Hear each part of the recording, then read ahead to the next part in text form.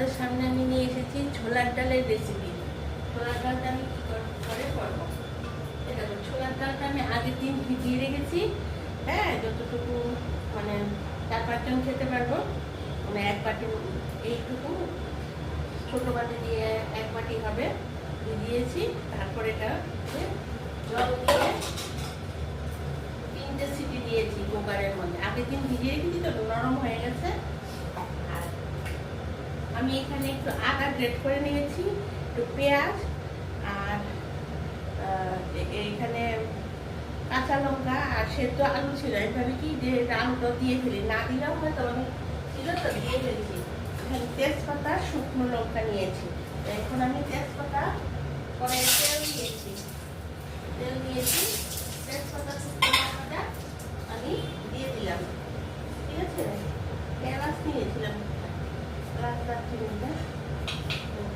তেজপাতা শুকনো লঙ্কাটা দিয়ে দিয়েছেন। এখানে একটা আমি 2টো এলাচ আর ছোট্ট একটা দারচিনিও পুরোটা দিচ্ছি। আর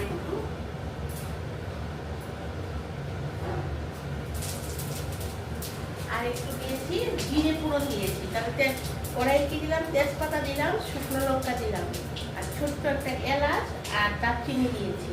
হ্যাঁ, দারচিনি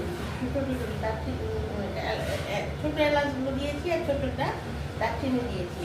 আর এগুলি সব কড়াইয়ের মধ্যে আমি দিয়ে দিয়েছি তেলের মধ্যে।